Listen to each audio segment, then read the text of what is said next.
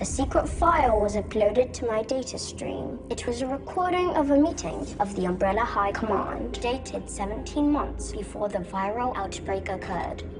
We're here today, not just to talk about the future of this company. We're here to talk about its destiny. We're here to talk about the end of the world. We stand on the brink of Armageddon, diseases for which we have no cure. Fundamentalist states who call for our destruction, nuclear powers over which we have no control. And even if we navigate these dangerous waters, we face other, even more inevitable threats.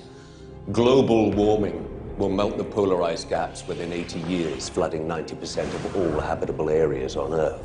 Unchecked population growth will overtake food production in less than 50 years, leading to famine and war.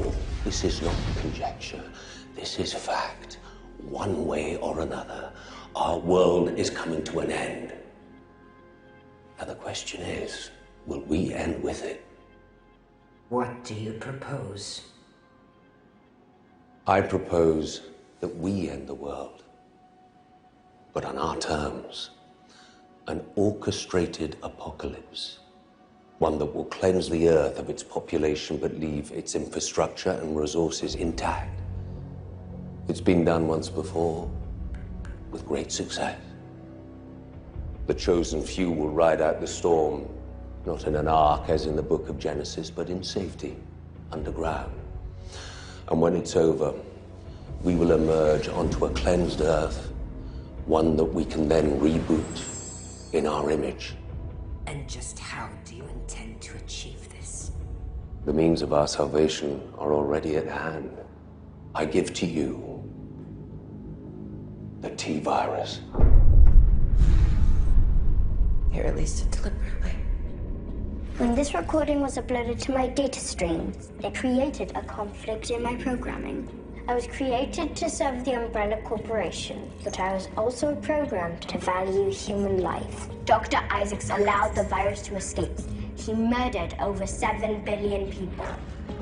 My programming will not allow me to harm an employee of the Umbrella Corporation. I am powerless to stop Dr. Isaacs, but you are not. In 37 minutes, the last of the human settlements will fall. There will be no survivors. It is imperative you release the antivirus before this occurs, or Umbrella will have won.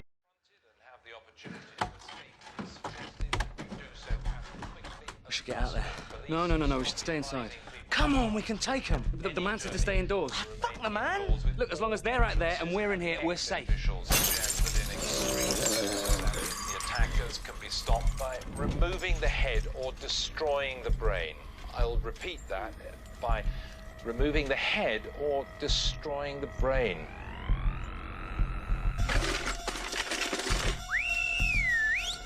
Hey!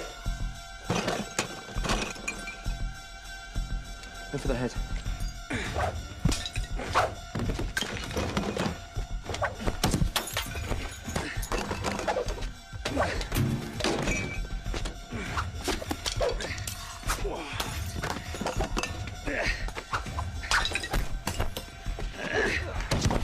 Well, now what?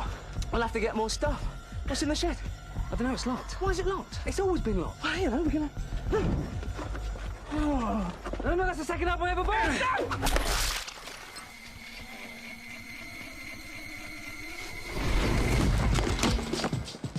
Now, some of these are limited. Whoa, what was that? I think it was Blue Monday. Man, there was an original press out. For fuck's sake. Purple Rain. No. Sign of the Times. Definitely not. The Batman soundtrack. Throw it. Okay. Oh, Dire Straits. Throw it.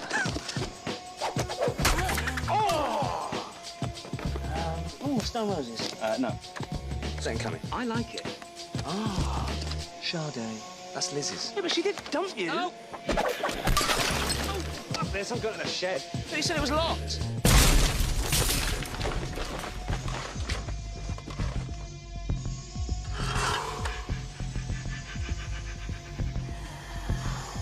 Which one do you want, girl or bloke? The first one. In all cases, people receiving bites have experienced headaches and nausea and develop symptoms similar to those displayed by their attackers. If you know someone who has been bitten, it is absolutely essential that you isolate them immediately. The public are being strongly advised not to approach...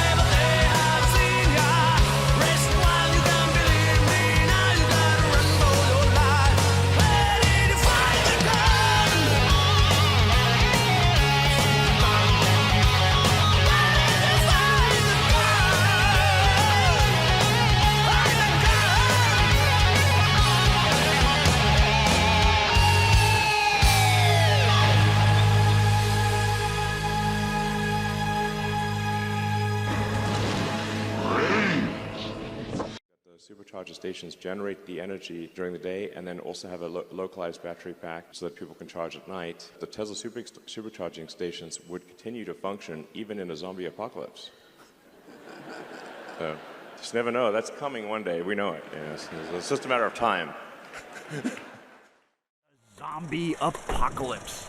This isn't some really bad B movie. It's an actual scene from the 2012 Counterterrorism Summit attended by law enforcement officials around the country.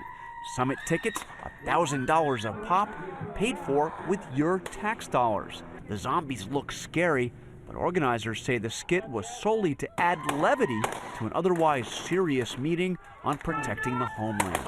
Senator Tom Coburn says it's just another example of more than $7 billion in questionable homeland security spending every year. It's blown. Waste. In a new report, Coburn cites example after example, including nearly $30,000 for an underwater robot in Columbus, Ohio, the $69,000 hovercraft for Indianapolis, and this, The sleepy town of Keene, New Hampshire, citing the need to secure its annual Pumpkin Festival, was awarded a grant to buy a Bearcat armored vehicle. Price tag, nearly $250,000. Department of Homeland Security told us its grants, quote, make our communities safer places to live. Coburn says there's just too much waste. So the examples you cite here are the tip of the iceberg? Sure. All over the government, everywhere you look.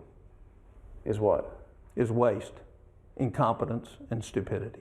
Then again, can you ever be too prepared for the zombie apocalypse? Jonathan Carl, ABC News, Capitol Hill.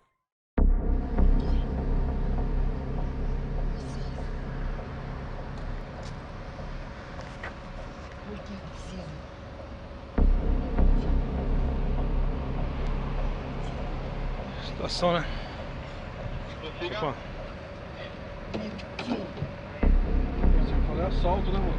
Tá deitado no meio da pista. Viu, você via ali, eu parei lá, não dava pra pular. É, eu via, falei, eu tava parando ali, da pista que era outra ali. Tá deitado Tava deitado. Tô dormindo. Ai, que maravilha, velho. Olha que tive parada aqui. Ele parou, que falei, se for assalto, a gente já... Porque eu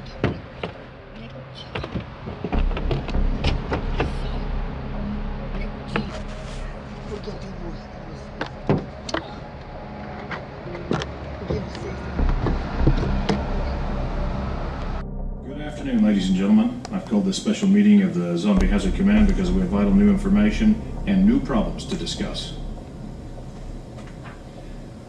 Go through some security. Bear with me a moment. All right, first, a little housekeeping. National Security Order 21Z, it passed. Our operational authority is supreme. Use it. Now back to the topic at hand. As you know, we've been battling a unique biological threat and we've made little progress. Lack of any live specimens. If a body's found at all, it's already permanently dead. Now, we finally have a live specimen. But before we get too excited, let me stress that it's only one. We need more. So why does this problem exist? Well, the reason for problem number one is problem number two. We have an unknown assailant or assailants.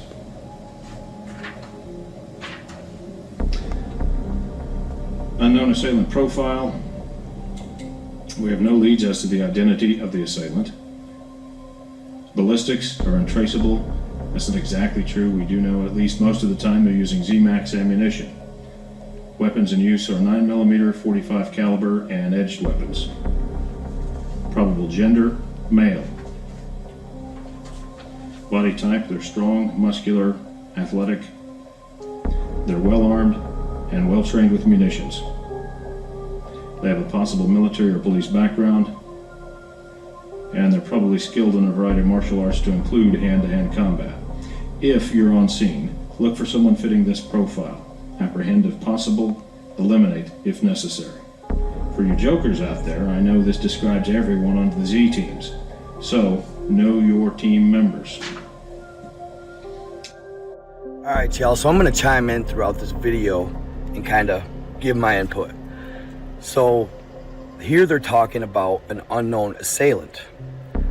So they didn't really exactly specify, but I'm guessing that it's either the person behind the zombies or our rogue zombie killer who's allegedly possibly a doctor, but I've heard that she was female, not male, but it's hard to say. We all know that with government, regardless of whether or not this person is helping them get rid of the zombies, they would attempt to apprehend that person for questioning, etc. It's kind of like the vigilante justice thing. They just don't really like vigilante justice. So, assuming that this is all real, or in the scenario that it is real, I picked this up as they're like a underground hero, not necessarily the person behind these zombies, but let me know what you think. That they also talked about possible specimens to run testing on. They hadn't had any, but now they got one. Problem number three, identification of infectious agent. Here's where it gets interesting. We now have research notes from a top U.S. scientist who is intimately familiar with a zombie infection. He studied both the pre- and post-mortem zombie condition before PD. He has identified and named the virus, Cryptonecrophagia vulgaris. Cryptonecrophagia vulgaris. Now that's a mouthful. CNV. It's a retrovirus, and there's no cure. This scientist's notes indicate prions may also be involved in the infectious process. However, at this point, it remains unclear what, if any, role they play. Remember the single life subject I mentioned earlier? Unfortunately, the subject and scientist are one and the same. We do not know how much time he has left before he's no longer of any use, except perhaps for dissection. So there you have it. Somehow the doctor that was intricately studying it either contracted it or did it to himself, who knows. For the sake of the study, hard to say, probably most likely contracted it. But he is also the specimen, and it sounds like his time is running out. So we need more live specimens. Keep that in mind during operations. Problem number 4, mode of transmission, currently unknown. Transmission modes ruled out: bites, scratches, casual contact, vector infection, droplet, or airborne spread. Some Z team members can attest to the fact that bites and scratches don't spread infection, at least not yet. To date, 12 team members have been wounded while engaged in field operations. They've undergone mandatory 90-day quarantine. None have showed any signs of infection. Not all team members are out of quarantine yet, but we hope they'll be released and return to active duty soon. Now, this one surprised me because all the movies depict it as you get bit, you turn. So the fact that from a bite, any scratch, or physical contact, you don't get the zombie disease is really intriguing. Kind of caught me off guard. Problem number 5, emerging public awareness of the situation. I'm going to mention each of these points, then talk about them in greater detail. There are things you need to know. First, the Coconut Grove fly-in. Many of you were there. Then there's the Miami incident. Some of you were there. The CDC Zombie Apocalypse Preparedness Release. DHS released a fake zombie preparedness story. Then there's the recent purchases of large quantities of ammunition. About the Coconut Grove fly-in, Z Teams 1, 2, and 3 cleaned down a zombie cell. That got a lot of public attention. Our cover story was that this was an urban assault exercise in preparation for the upcoming UN meeting. For now, our cover story is holding, but one got away. That led to the Miami incident. That should never have happened. About the Miami incident. Some of you were there. Our cover story was bath salts. That was blown when the autopsy results were leaked. There were no bath salts present. We're still dealing with the fallout, and we're investigating the leak. The CDC Zombie Apocalypse Preparedness Release, it was sent out against our wishes. Then they changed their story. This brought even more attention to it than if they'd just left it alone. Next, DHS released a fake zombie preparedness story, also against our wishes, but it's out there, so we're going to use it as our cover story. Next month, DHS is running a 1,000-person training exercise in San Diego. Z Teams 2, 4, and 5 will be doing a cleanup operation in another part of the city at the same time. This gives us plausible deniability. I shouldn't have to stress how important this is. Make certain none of them get away. We don't want another Miami incident. About the ammo purchases. We've used news and various media outlets to float the idea that unprecedented large ammo purchases are for government agencies to defend against civil unrest in anticipation of economic collapse. Those of you in this room know all too well that this is a much nicer bedtime story than the truth. Reality is much less pleasant. Right now, the cover story is working. Problem number 6, weakening of current cover stories. Bath salts. In Florida, bath salts was a go-to drug of choice. The autopsy leak created problems for this story. Other drugs, synthetic marijuana and S21, were floating these in Louisiana, Pennsylvania, and Michigan. Crazy people were floating this idea in Louisiana, New York, and Chicago. Animal attacks were floating this story in Georgia, Arkansas, and Oklahoma. We estimate 2 years of viability for these cover stories. Finally, problem number 7, public distribution of full disclosure of current operations. Some brainiac has lined up all the recent events and past history like beads on a string. We don't know where he's getting his information, but too much of the actual facts of our operation are woven into the story. It's not coincidence. He's getting his information somewhere.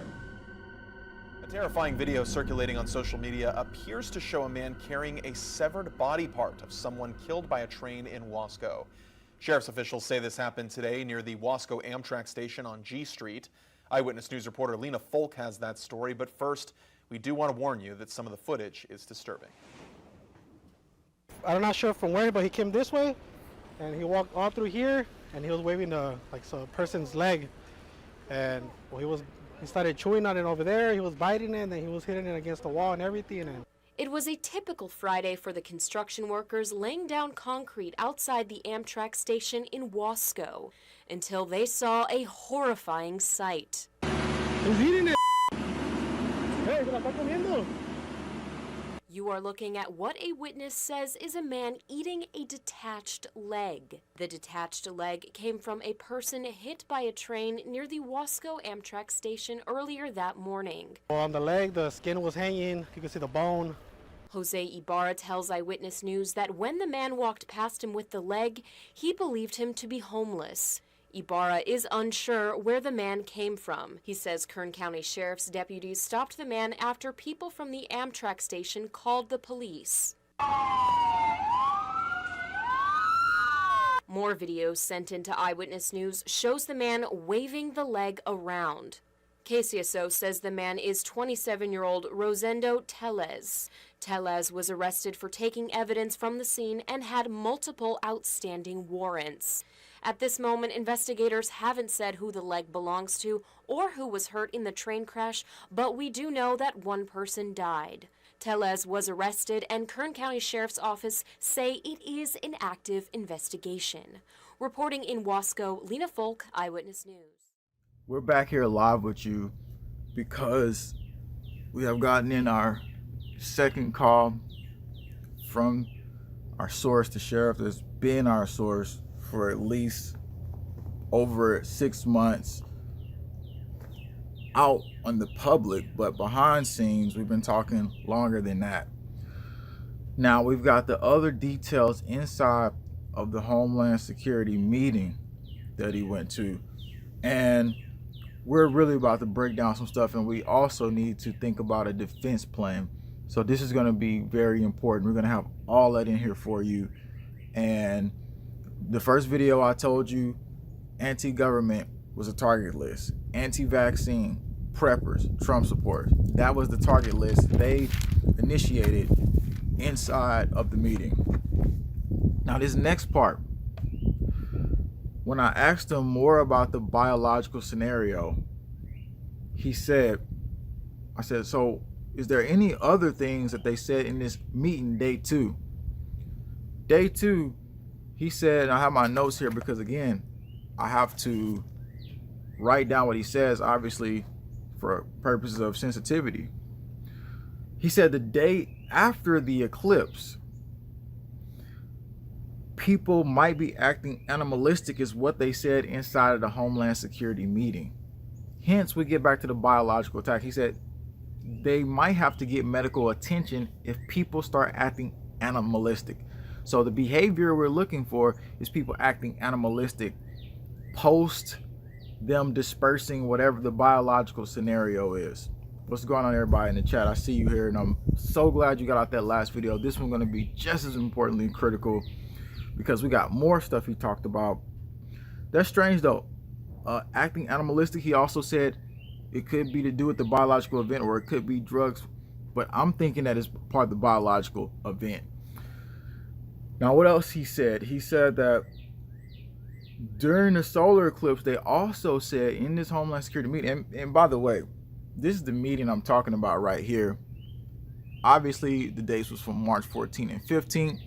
I'm giving you the information now from him inside of that meeting. Blurred out some of that information he did for sensitive purposes.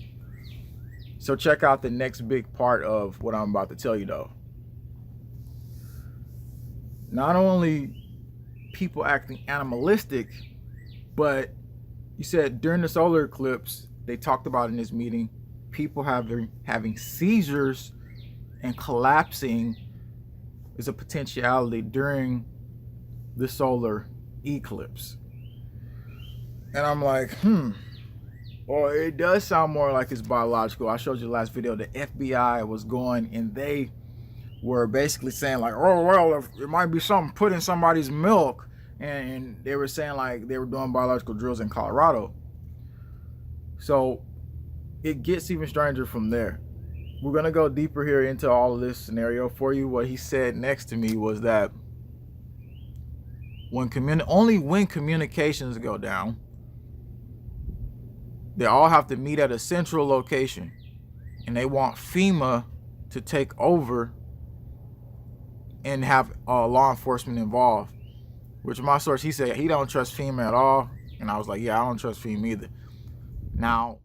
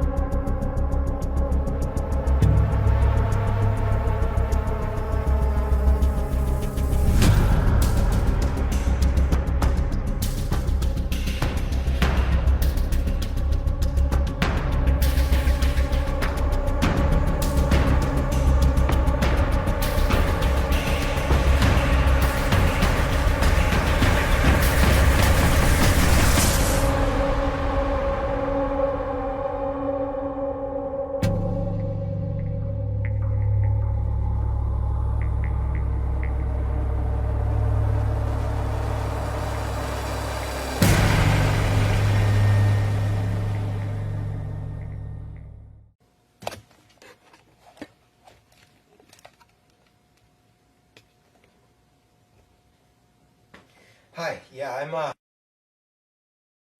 there's this guy just like standing outside my window, and he's just like looking up at the window. He's been there for about 30 minutes now, and I have he's male, maybe about, I don't know, maybe about 30, I guess. I can't tell. Yeah. It's in alley. My address is street. Yeah. Yeah, and he's just, he's been there for like 30 minutes and I don't know what to do. Yeah, so if you head down alley, right off of, you should be able to run right into him. I mean, he's basically right in the middle of the road. Yeah. Okay.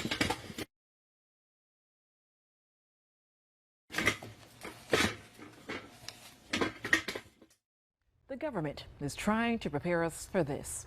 A zombie apocalypse. The infamous astrologer Nostradamus predicted something like this could happen in 2021. Specifically, he said a scientist is going to create a, quote, biological weapon that will bring the dead back to life. CDC says, well, that's not likely to happen, but just in case, the agency wants you to be prepared.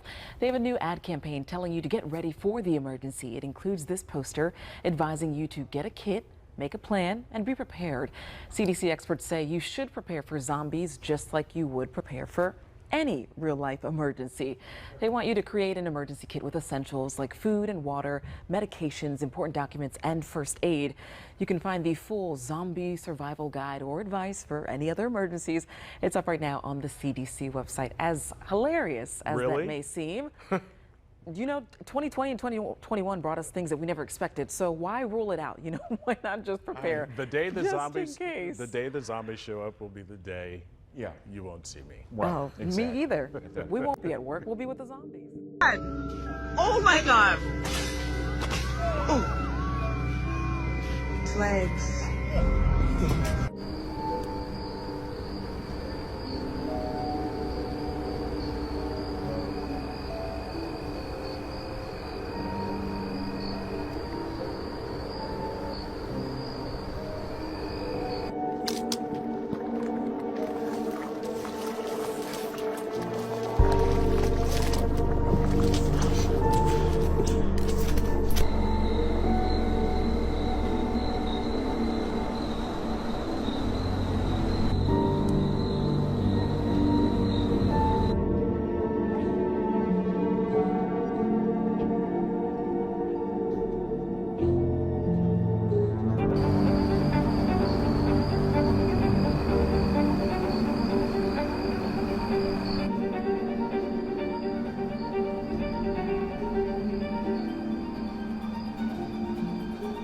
Zombie deer have been spotted on the west side of Cincinnati. Zombie deer there. That's what he was. Yeah, you probably didn't believe me.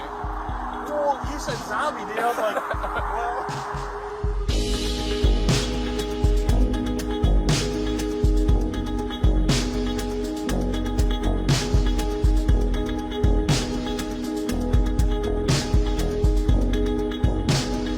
When I first heard this story, I thought this is not real. Right. But there is a zombie outbreak of sorts happening across Indiana and Southwest Ohio. Yeah, the term zombie deer actually refers to a disease that causes the animal to act a little strangely. And WCPO 9 News reporter Jessica Hart shares the moment police officers ran into one of these deer in Colerain Township.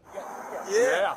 He said it's called EHD. It's got pretty bad road rash on the other side. Oh, does it? Yeah. That's what I was telling him on the way down here. That, yeah, the zombie deer there. That's what he was. Yeah. You probably didn't believe me. Well, you said zombie deer. I was like, well. Yeah, you can. Oh, yeah. Stay still, you can't see. I laid on my horn and everything, and it wouldn't budge. I was like, oh, yeah, I know if it's like, we have to fence like green or white. If Yeah. it's poison, we can. Yeah. If he's got injuries, he's not going to be able to make it up. Yeah. Go on, get.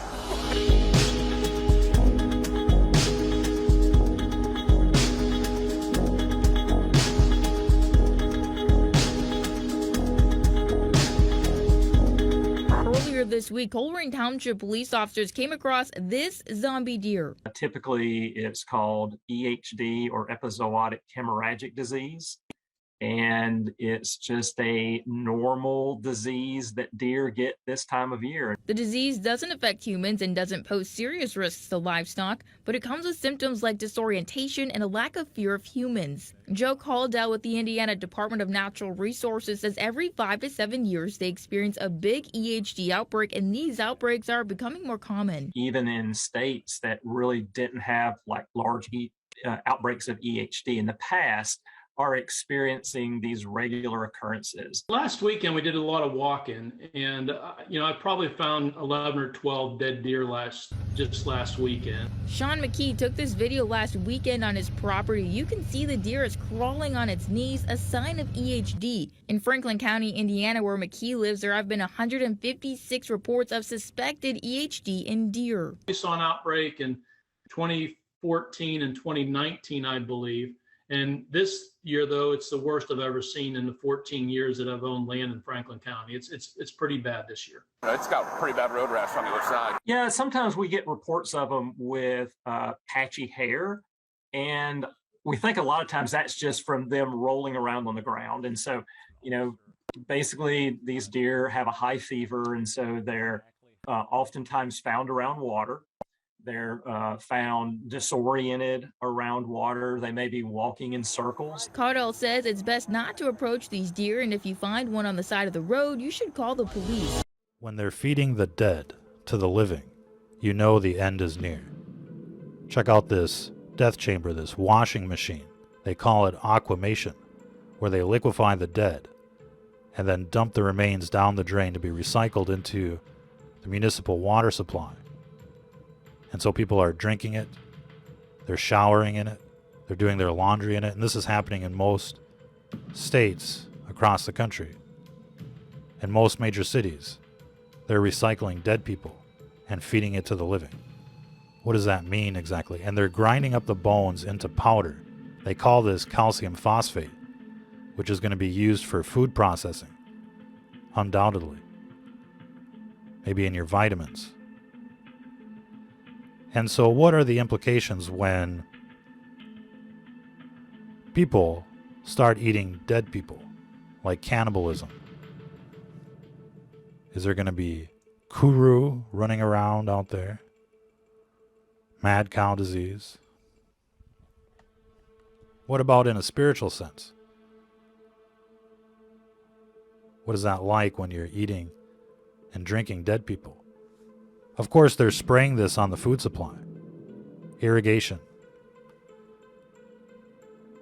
They're using dead people as compost, and people are drinking it. So what does that mean? What does that feel like? Ladies and gentlemen, obviously this is another satanic ritual that's being performed before our very eyes. And essentially people are being raped by this death juice as they're forced to drink it. Talk about drinking the Kool-Aid. Now they're drinking dead people in the major cities. That's why they're all crazy in these big cities. They're drinking dead people, and they don't even know it, for the most part. And they keep finding human DNA in the food supply. What do you think that's all about? It's probably not just aquamation, but they're probably grinding babies and who knows what else in these meat processing plants so that people will eat human flesh without even knowing it. That's how these cult members get their kicks, ladies and gentlemen, quite literally. So aquamation has been around for about 10 years now, and it's spread to nearly every state and every major city because they're running out of space, they say, in the cemeteries. They just can't build a new one outside of town, so they're going to liquefy you. And it's like the movie The Matrix. How long before people end up in pods like this, connected to the Matrix? Probably sooner than you think, ladies and gentlemen. We're well on our way to transhumanism and assimilation.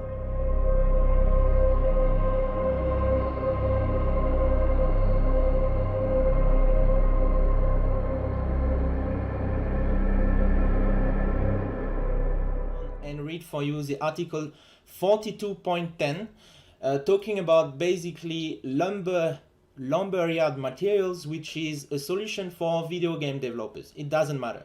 What is interesting is that they say this basically service is not intended for use with life critical or safety critical systems such as in operation of medical equipment, automated transportation systems, etc. Now, that's where it gets interesting. However, this restriction will not apply in the event of the occurrence of a widespread viral infection transmitted via bites or contact with bodily fluids that causes human corpses to reanimate and seek to consume living human flesh, blood, brain, or nerve tissue, and is likely to result in the fall of organized civilization. So guys, obviously now I want to give you a moment to digest what we just read together, and the goal of this video will be to try to give a bit of context, also to show you where I found this page. Is gonna be what I do right now because I want to show you that it is legit. So let me show you how you can find this page yourself right now live on the B2B website of Amazon. Alright, so let's simply run a Google search, guys. AWS for Amazon Web Services. First link is gonna lead us to their homepage. We are gonna see a bit later what is exactly Amazon Web Services. But if we go right now to the very bottom, and to the right we find this legal tab. So do it yourself, guys. And what's interesting for us is the second link, AWS service terms. So if we go and click it, I invite you to do a search on this page. So as we can see, this page has been last updated on the 2nd of September 2021. So that's pretty fresh. If we do a search on the page, so Control F in my case, and article 42.10, it's gonna lead us exactly to what I showed you before. So please, guys, do it at home to see that it's legit. Hopefully this is still live. I don't see a reason why it would not, unless this video starts to make noise and they don't like that, yeah, this kind of hidden text is discovered by a big number of people. So here we are, guys. First things first, let's go back to the website of Amazon Web Services and try to understand what it is about. So here, if I go on what is Amazon Web Services, we find out that this is a cloud computing services, and they describe themselves as such. So Amazon Web Services is the world's most comprehensive and broadly adopted cloud platform, offering over 200 fully featured services from data centers globally. And millions of customers, including the fastest growing startups, largest enterprises, and leading government agencies, are using Amazon Web Services to lower costs, become more agile, and innovate faster. So this is actually a company I've been exposed to in my career. In some of my previous companies, I've been working in telecommunication, and this is definitely legit and super huge. Many companies are using those services, especially in the telecommunication sectors, but not only. This is massive. They are generating huge revenue out of this business unit. So this is, I might be wrong, but this is probably the second most profitable business unit of Amazon, directly after, of course, their e-commerce. Now, if we go back to our crazy quote about the zombie apocalypse that is here, what is also super important to understand after what is AWS is, in my opinion, the lumberyard material point. So we are here in the service terms of AWS, and we are talking about a specific products slash services of theirs, that is lumberyard. So let's have a look at what is this service and why we might be talking about the zombie apocalypse in relation to this service. So guys, let's do a new Google search, Amazon lumberyard, and let's check it out. Let's go to features to try to understand what it's about. So Amazon lumberyard is the only AAA game engine that equips you with a combination of feature-rich development technology, native integration to the AWS cloud, and native integration of Twitch features, plus it's completely free. So basically what it is a tool slash software, I don't know how you call it, that enables video games developers to create their video games, I don't know, and obviously some specific features to reach and engage fans on Twitch. You can also build live multiplayer features in minutes and create high quality games. So that's what it is about. So now what is next to understand better the context of this crazy zombie apocalypse quote? To me, what is interesting is this sentence here. So we are talking about this lumberyard software, whatever tool that helps video games developers to develop their games.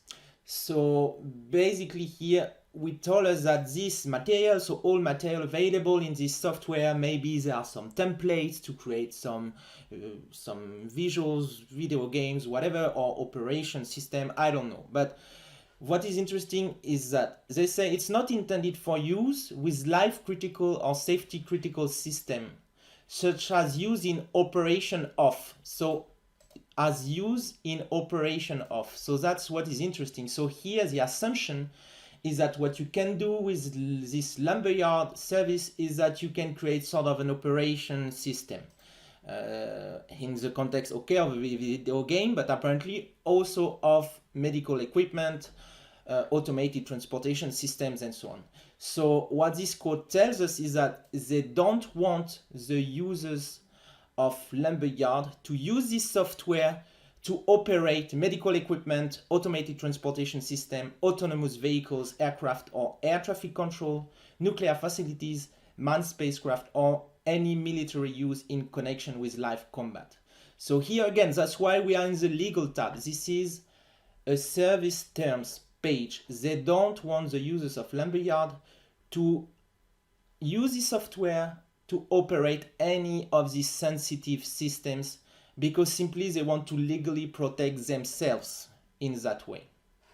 So to sum up, the purpose of this sentence, Amazon is telling to their users of the software, please don't use our software to operate those critical systems. We don't want to be responsible if there is a failure on medical equipment, on nuclear facilities, and so on. We don't want to be responsible, so please don't use it for those critical systems. So from a legal perspective, it all makes sense. But now, what is very interesting is, of course, the zombie apocalypse quote. So they say, in the normal times, etc., don't use it for all these critical systems because we don't want to be responsible. And then they say, but this use restriction will not apply in the event of the occurrence of a widespread viral infection. By the way, in brackets, certified by the United States Centers for Disease and Control, or successor body. So here we are talking about the CDC or their successors. So the usage restrictions on those Amazon services is cancelled if a widespread viral infection occurs, a widespread viral infection that is transmitted via bites or contact with bodily fluids that causes human corpses to reanimate and seek to consume living human flesh, blood, brain, or nerve tissue, and is likely to result in the fall of organized civilization. I mean, this is absolutely insane. So again, here, this is my interpretation. I'm just sharing information, but my interpretation here of what we read together, guys, is in normal context, please don't use the services for these critical systems. We don't want to be responsible for what's happening because they are too critical to systems. However, if there is a crazy batshit zombie apocalypse pandemic, of course, this is not a literal quote, but basically that's what it is. If this occurs, please feel free to use our service to operate those critical systems. Why? Because our service can help you to operate those critical systems. And we assume that the society collapsed, and then what? Then there is no staff available, nothing. So potentially you can replace all the zombies that are walking dead in the street by AI or whatever through our services to manage and deal with those critical systems that nobody is taking care of anymore. That's my interpretation. And that's what's written down there. They are planning for it, and they are kind of here writing down a loophole so that after the apocalypse, people can use their services to manage and operate critical systems that cannot be operated by humans.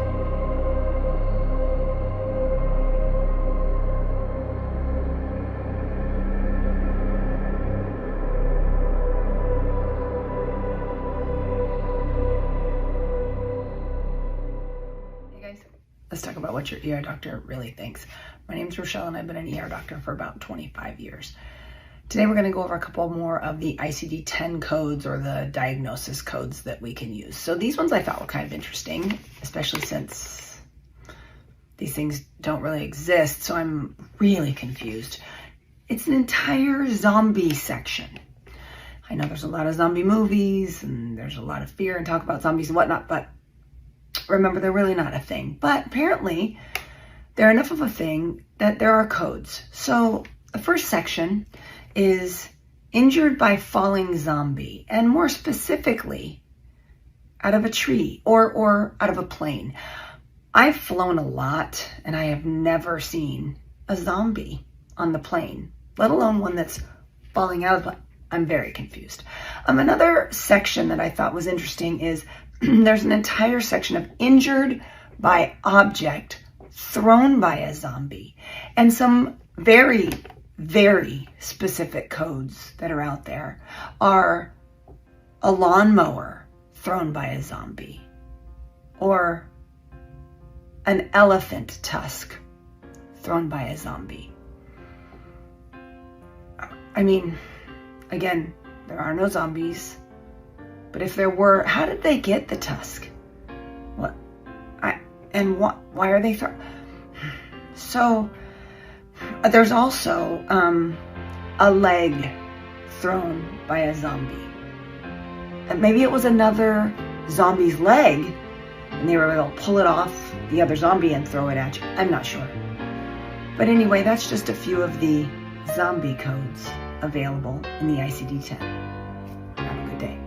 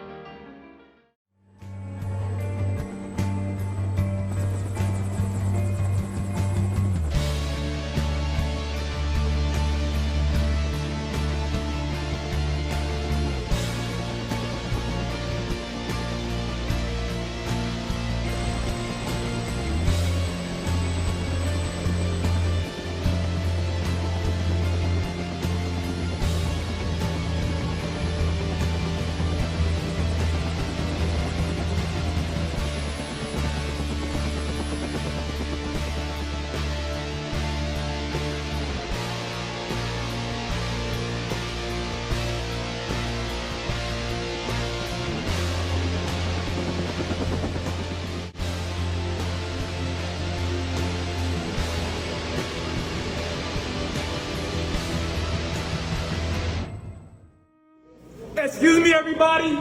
I just want to let everybody know that Jesus Christ is the way, the truth, and the life. In February of 2021, Jesus Christ delivered me from a lifestyle of homosexuality, anxiety, depression, pornography. My wife, Christ delivered her from drugs like LSD, weed, ecstasy, things like that. So we want to let everybody know that if Christ could do it for nobody like us, he can do it for anybody in this world. You know, the most important question question you can ask yourself, my brothers and sisters, is Hi, if you were to ma'am. die today, Can we come outside are you for going 1 to second? heaven or are you going to hell? This could create violence. The only ma'am. way to heaven is through Jesus Christ. Can you help us with Jesus these people Christ that is don't real, believe in Christ? and he's coming back really Yeah, soon. that's why we're preaching. I know, but y'all got to do it outside. This is just private property. That's all. You can do If you it. look at I these want you to times that preach we're about living in, Jesus. You can't walk into someone's business and do it. That's disrespectful. What if I came into your house? He's willing to deliver Okay, you. I don't want to call the police on you. You're doing a good thing, but you're disturbing somebody's business, and that's wrong. What's up, Aaron Cole. Yeah, Rashad. Nice to meet you, Rashad. Nice to meet you. But you know, like I was getting out of my car there, and I'm just backing up. Yeah.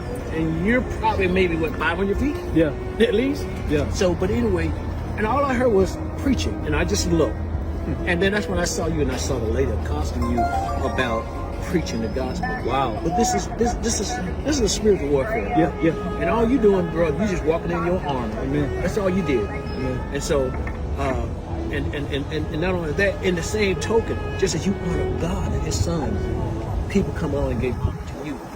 And so, but yet that honor still, goes to God. But you stay fast in the Lord, man, because we see this all the time in the stores. People put these on the YouTubes and account where they're walking in there, they're dressed all vile kinds of ways. They're cursing and they're dancing. They're committing acts that you would deem like with the Bible, how they were in Sodom and Gomorrah. Right. But when you speak Christ, that light, all the light does, it shines on all the darkness. It just have to. It have to run. Yeah. It cannot stand against the light. And you're a light, man. And I admire your courage, because since I've been on, I've seen 3 or 4 people come up and admonish you. You know, what it was. And I wasn't on the inside. All I heard was the word preach. And I didn't look. Wow. Because of who you are in Christ, man. You too, man. But you stand fast in the Lord, man. Don't be moved by nothing. Because let me tell you, greater is coming. See, greater is coming. I admire that, because, the sad thing about it is when I hear people that say, I'm a Christian. Yeah. And yet they come along and they protest against another Christian. Yeah. That's not a Christian. Yeah. I don't care who turns against me. Right. Because the world can turn against you, but, as the word says, God before us, who can be against us. Yeah. Amen. And greater is He that's in you than he that's in the world. Amen. Your life alone has changed somebody in there. Wow, in Jesus. You don't know who it was, but you've done the purpose that the Lord has called you to do that.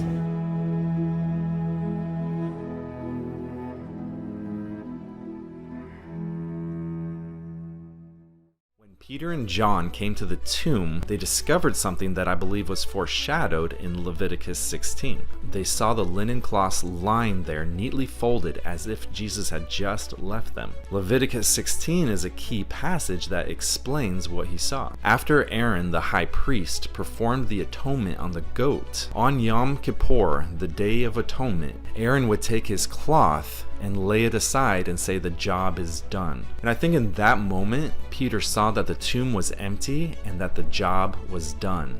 It is finished. This also pertains to the Jewish custom of the folded napkin. The folded napkin had to do with the master and the servant, and every Jewish boy knew this tradition. The servant set the table exactly how the master wanted it. The table was furnished perfectly, and then the servant would wait just out of sight until the master had finished eating. Now, if the master had finished eating, he would rise, wipe his face and his beard with the napkin, and then toss it onto the table. The servant would then know to clear the table because the wadded napkin meant I'm finished eating. But if the master got up from the table and neatly folded the napkin and put it next to his plate, the servant would not dare touch the table because the folded napkin meant, behold, I am coming back.